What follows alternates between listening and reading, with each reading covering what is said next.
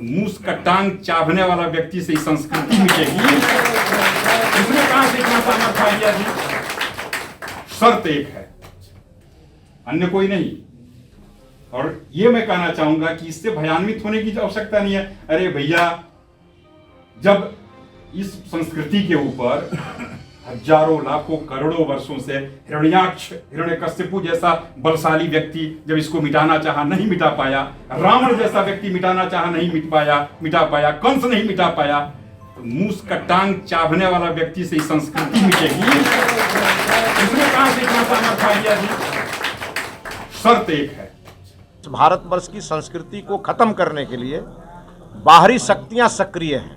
जब जब आक्रांताओं ने भारत की सभ्यता संस्कृति पर हमले किए हैं, सबसे आगे यह समाज खड़ा हुआ है। और फिर आवश्यकता इस बात की है कि उन लोगों को सही दिशा दिखाई जाए जो हमारे लोग दिग्भ्रमित होकर के हम ही पर प्रहार करते हैं। उनके ज्ञान की वृद्धि हो, वह ज्ञानता से बाहर आए और भारतवर्ष का यशोगान करें।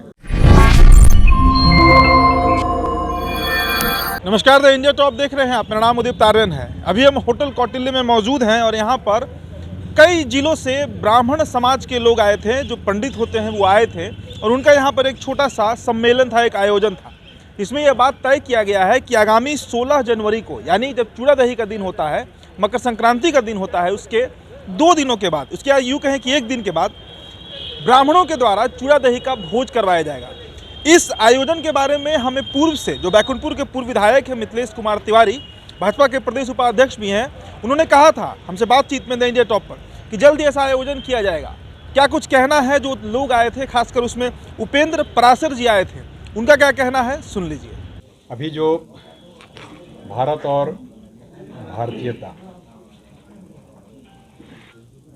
के ऊपर जो विदेशी ताकतें भिन्न भिन्न प्रकार से आक्रमण कर रही हैं, कई प्रकार की संगठनों के माध्यम से, कई प्रकार के भिन्न भिन्न विचारों के माध्यम से, तो हमारा अपना मानना रहा है प्रारंभ से कि यदि भारत जगत गुरु रहा, हमने यदि विश्व गुरु के पद को सुशोभित किया, संपूर्ण विश्व यदि हमें सम्मान की दृष्टि से देखता है, तो इसके पीछे धन कारण नहीं रहा, बल कारण नहीं रहा।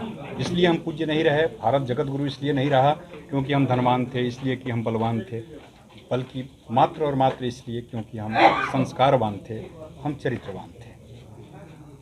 और मेरा मानना है कि हम चाहे कितना ही बड़े हो जाए, कितना ही समृद्ध हो जाए, और यदि चरित्र और संस्कार का अभाव दिख रहा है, उसमें नैतिक यदि हमारा पतन हो रहा है और भौतिक यदि हमारा उत्थान हो रहा है, तो निश्चित रूप से हम उत्थान की ओर नहीं, पतन की गर्त में जा रहे हैं। हमारी जो विध्वंसात्मक ऊर्जा है, उसको सृजनात्मक रूप देने के लिए हमारी जो आने वाली पीढ़ी है, उसमें संस्कार और चरित्र के माध्यम से राष्ट्रभक्ति, धर्म भक्ति और समाज में भिन्न भिन्न प्रकार की जो कटुता है, उसके समापन हेतु एक चिंतन बैठक का आयोजन किया गया था। इसमें सभी प्रबुद्ध लोग पूरे बिहार के प्रत्येक जिलों से पधारे थे। और आगामी अभी खरमास का समय चल रहा है, तो खरमास के बाद 16 तारीख को एक स्थान हम लोग सुनिश्चित करेंगे और उसमें प्रत्येक जिला से हम लोगों ने ऐसा रखा है कि कम से कम 5-7 हज़ार लोग एक स्थान पर एकत्रित होकर के, उसमें भी हम लोग चिंतन ही करेंगे सभी लोगों के संग में कि आखिर हम और हमारा राष्ट्र कैसे समृद्ध हो, इस पर चिंतन होगा।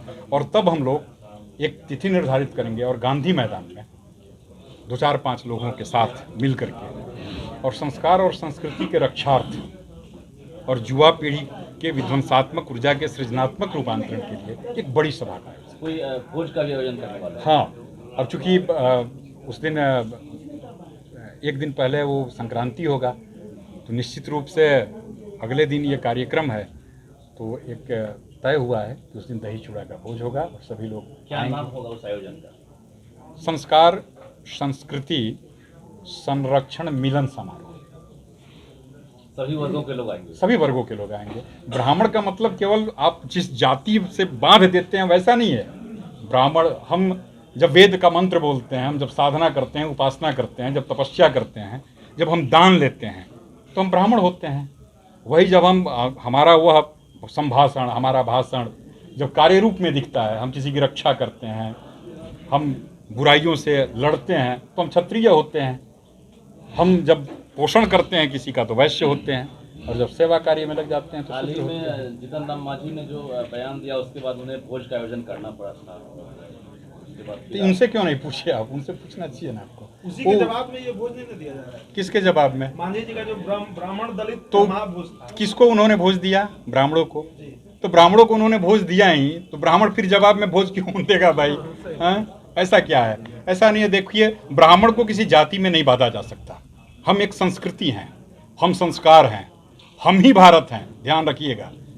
हमने ही, लोगों ने इसको एक बांध दिया है एक तंत्र में। यदि ब्राह्मणों को आप कहेंगे कि ब्राह्मण ये पक्षपाती, अभी हमने निवेदन भी किया था, तो रामायण के नायक क्षत्रिय और खलनायक ब्राह्मण नहीं होते।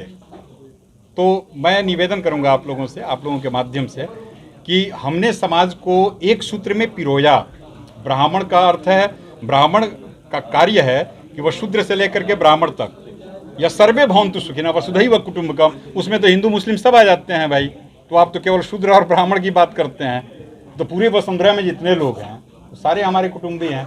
ये सिद्धांत है ब्राह्मण सिद्धांत। ठीक। अब इसके बाद हम आपको सुनाते हैं मिथिलेश तिवारी जो आयोजक है, जो उस आयोजन को करवाने जा रहे हैं जिसमें चूड़ा दही का भोज होगा आगामी 16 जनवरी को। उन्होंने क्या कुछ कहा है, सुन लीजिए।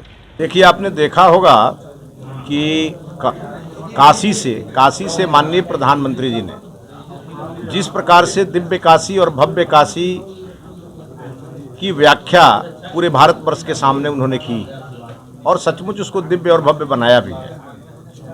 जब पूरा राष्ट्र उस दिव्य काशी और भव्य काशी के यशोगान कर रहा था, उसी बीच में बिहार के पूर्व मुख्यमंत्री जी का एक बयान आया, और आपने देखा होगा कि वो सारा मामला डाइवर्ट हो गया। और मैंने भी बयान दिया कि ये बयान उन्होंने नहीं दिया, उनसे दिलवाया गया। तो आपने देखा होगा कि हमारे पूज्य पराशर जी महाराज जी ने भी कहा कि इस भारतवर्ष की संस्कृति को खत्म करने के लिए बाहरी शक्तियां सक्रिय हैं, और ऐसा प्रतीत होता है कि उन्हीं शक्तियों के द्वारा ठीक उसी समय यह बयान दिलवाया गया जिस समय इस देश के काशी विश्वनाथ नगरी का जिस प्रकार से माननीय प्रधानमंत्री जी ने उसके वृद्धि के लिए और उसके समृद्धि के लिए उन्होंने जो कार्य किए हैं, उसकी चर्चा से भटक करके और चला गया दूसरी तरफ चर्चा। इसका मतलब है कि हमारी संस्कृति पर लगातार प्रहार हो रहे हैं। तो उस संस्कृति को बचाने के लिए जिस समाज को आगे आना चाहिए, आज वही समाज यहाँ एकत्रित और एक साथ बैठा हुआ है। मैं भी उसी समाज का अंग हूँ, मुझे भी इन लोगों ने आमंत्रित किया, मैं आया हूँ। और हमारा मानना है कि भारत की सभ्यता संस्कृति ही हमारी पूंजी है, और इस पूंजी को किसी आक्रांता के द्वारा हम खत्म नहीं होने देंगे। जब जब आक्रांताओं ने भारत की सभ्यता संस्कृति पर हमले किए हैं, सबसे आगे यह समाज खड़ा हुआ है। और फिर आवश्यकता इस बात की है कि उन लोगों को सही दिशा दिखाई जाए, जो हमारे लोग दिग्भ्रमित होकर के हम ही पर प्रहार करते हैं, उनके ज्ञान की वृद्धि हो, वह ज्ञानता से बाहर आए और भारतवर्ष का यशोगान करें। इसके लिए ये जो महाजुटान आप देख रहे हैं बिहार के सभी जिलों से, ब्राह्मण समाज कई प्रकार के संगठन चलाते हैं। सभी लोग आक्रोशित थे, सभी लोग आक्रामक थे, सभी लोगों से बातचीत की गई, सभी लोगों को एक अम्ब्रेला के नीचे लाया गया। सभी लोगों ने मिल बैठ करके ये तय किया है कि जो लगातार कहा जाता है कि ब्राह्मण ही दही चूड़ा खाने पहुंच जाते हैं, तो इस बार ब्राह्मण समाज ही दही चूड़ा का आयोजन करेगा पटना में। और इस समाज के द्वारा सभ्यता संस्कृति को बचाने के लिए संकल्प भी होगा। जो असुरी शक्तियां हैं उनको शांत करने के लिए, उनका विनाश करने के लिए हवन भी होगा। और आप देखेंगे बड़ी संख्या में लोग, सभी समाज के लोग और सभी दलों के लोगों को भी बुलाया जाएगा। सामाजिक संगठनों के, राजनीतिक संगठनों के लोगों को बुलाया जाएगा। और चूंकि खरमास चल रहा है, 15 तारीख को खरमास खत्म होगा, 16 तारीख को दही चूड़ा के भोज से और उनको एक साथ सहभोज में शामिल करके हम यह संकल्प करेंगे कि भारतवर्ष की जो संस्कृति है वो बहुत पुरानी है।